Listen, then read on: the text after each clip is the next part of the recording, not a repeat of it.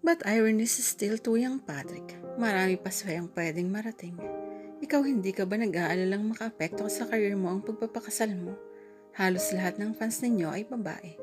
Tiyak na mag-iiba ang tingin nila sa iyo oras na mag-asawa ka na. Mariing wika ni Ivan. Nakakuyom nang mahigpit ang kamay nito at pinukol siya ng aakusang tingin. Mas nag-aalala ako na may makaagaw pa kay Irene kaysa epekto ng pagpapakasal ko sa karir ko. Nakausap ko na sina Jed at ang manager namin. Ayos lang sa kanila ang desisyon ko. Hindi naman ako artista. Drummer lang ako ng banda. Duda akong makakaapekto yun ng gusto sa banda. Nagkibit balikat na tugon ni Trick. Bakit ba tinututulan mo sila sa desisyon nila, Ivan? Hindi na minor de edad si Irene. Besides buhay nila iyan, may iritasyong sabi ni Ursula. Pero, itinaas ni Uncle Cole ang isang kamay nito bilang pagpapatigil sa anumang sasabihin ni Ivan. Huminga ito ng malalim. I hope you know what you're doing, Patrick. Because son, if you mess up your marriage or heart, Irene, I swear I disown you. Pumaling sa kanya si Trick. Hindi agad ito nagsalita. Nakatitig lang ito sa kanya. Kapag kuha na inginitian siya nito. At sa pagkagulat niya ay hinalikan ng ibabang labi niya. Hindi ko sasaktan si Irene, Dad. I love her. Hindi tamang kumislot at magsirko-sirko sa loob ng ribcage ang puso niya dahil lang sa linyang binitiwan ito. Pareho nilang alam na wala iyong katotohanan at bahagi lang iyon ng pagpapanggap nila. Lalong hindi tamang paniwalaan niya ang emosyong kalakip ng mababang tinig nito. Trick was a great musician. His voice was his talent. Kayang-kaya nitong magsalita ng mga linyang animo puno ng pag-ibig at pangako. Ang alam ni Irene kapag may ikakasal ang bride at groom at ang kanya-kanyang pamilya ng mga ito ang punong abala sa preparasyon.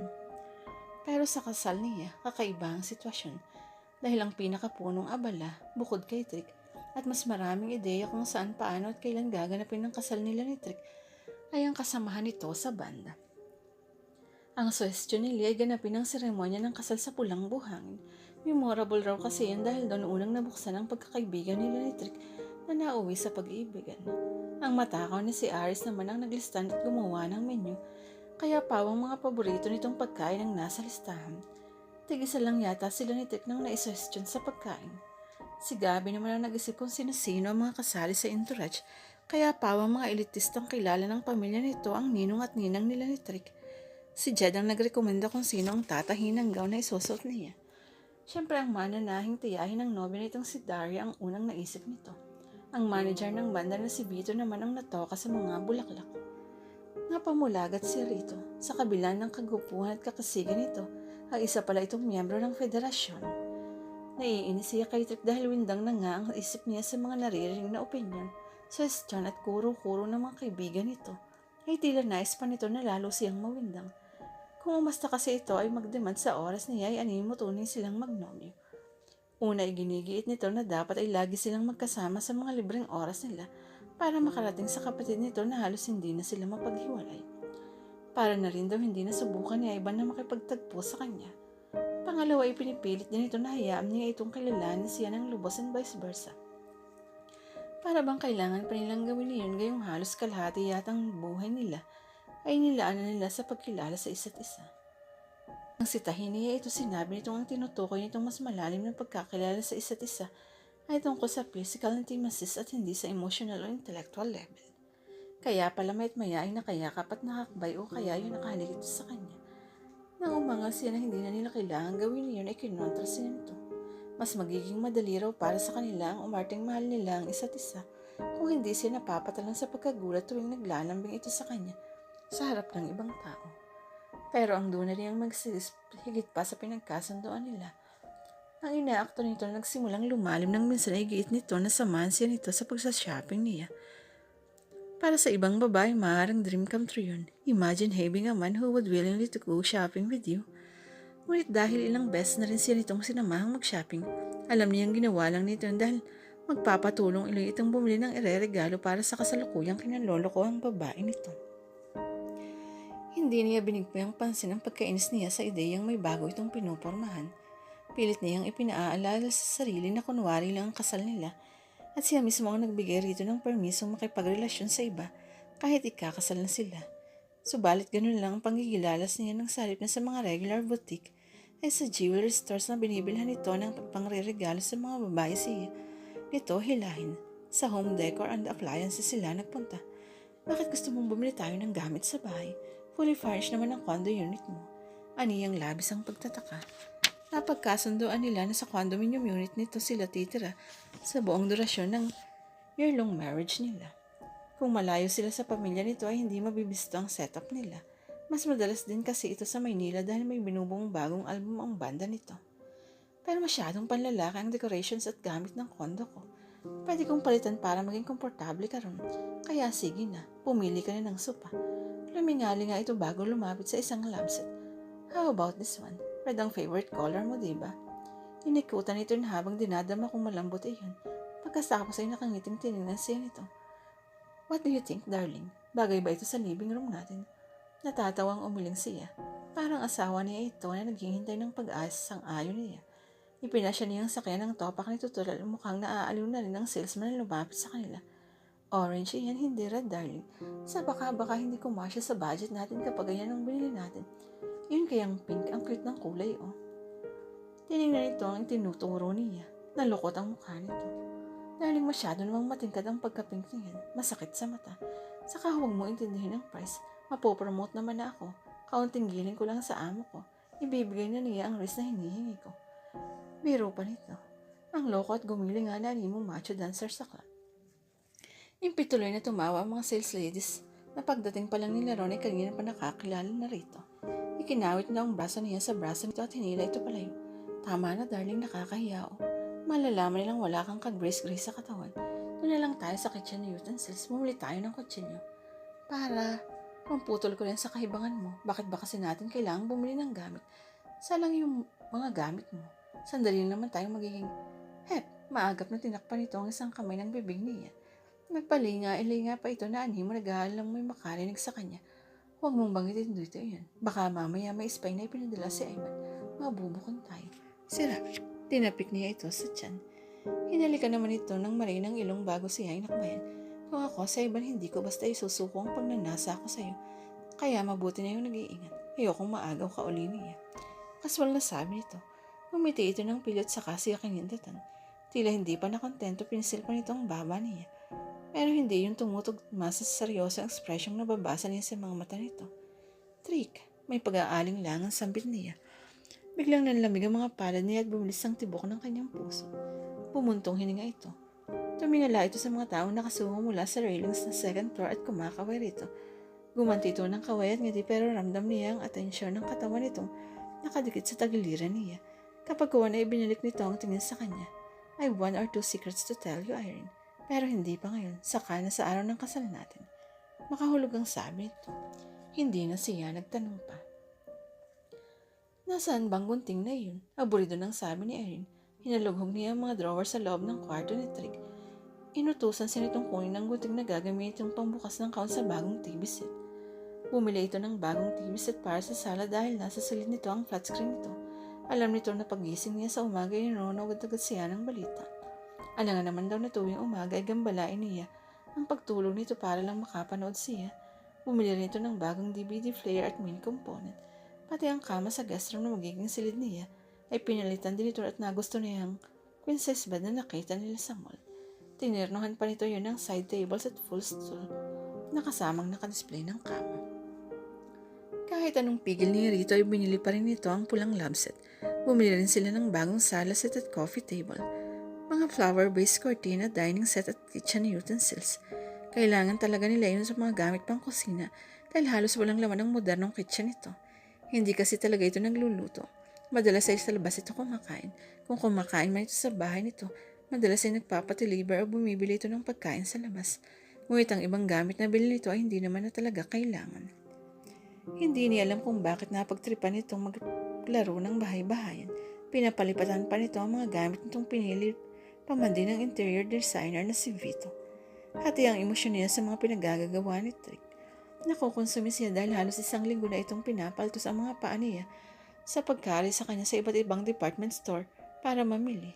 Nagagalak naman siya sa atensyon nito na gawing hindi lang basta bahay, kundi tahanan para sa kanyang bahay nito. Minsan dahil sa intensidad at determinasyon itong pagmukhaing totoo ang relasyon nila, ay nakakalimutan niyang magpanggap lamang sila. That despite Rick's eagerness and impatience to step into the role of dating husband to her, they were not really lovers. Matagal na silang magkakilala at may kaibigan, pero ngayon pa lang niya natutuklasan ang ibang pagkatao nito. Sapat na ang mga bagay na nalaman niya rito para mamahay ang takot sa kanyang puso. Ayaw niyang bumalik ang damdamin niya para dito.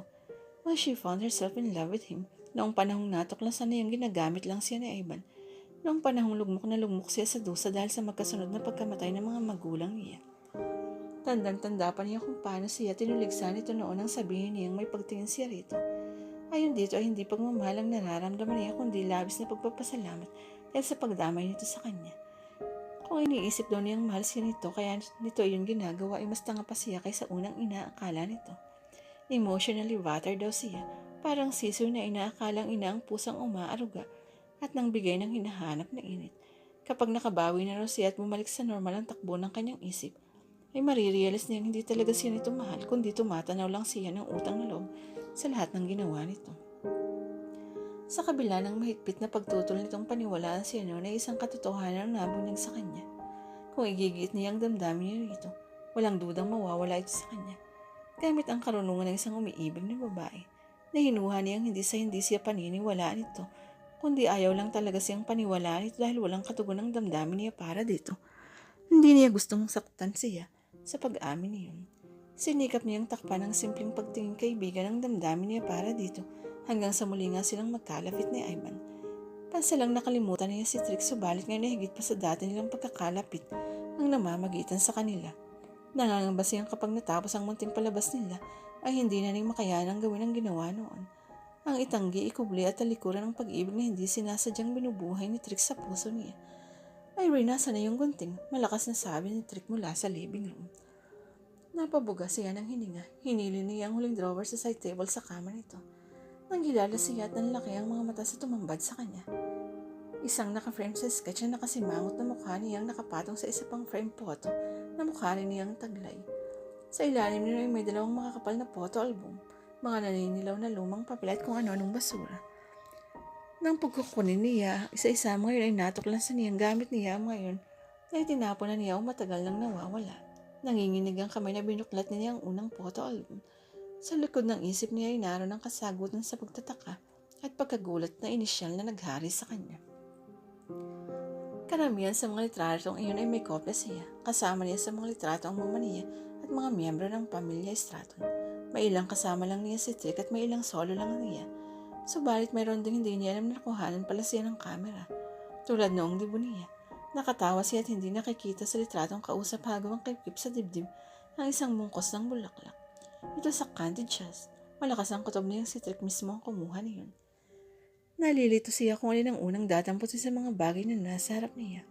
Nang mahagilip ng mga mata niyang lumang papel na agad niyang nakilala, ang sulat kamay binitiwan niyang photo album at dinampot iyon. Nanikip ang dibdib niya. May barang lalamuna at nanlalabo ang mga matang binasa niya ang sa tingin niya ay komposisyon ni Trick. Doesn't matter if he said goodbye, that he thinks you're not worth the try. Somebody else is willing, just waiting to be the man to love you for all eternity. You're still somebody's darling. Don't you know? So now you know. Napasinghap siya ng malakas pagkarinig niya ng boses ni Trick. May umalpas na mahinang hikbi mula sa kanya. Pinahid niya ang gilid ng kanyang mga mata bago siya lumingon sa pintuan. Hindi niya narinig o naramdaman man lang ang pagdating ni Trick.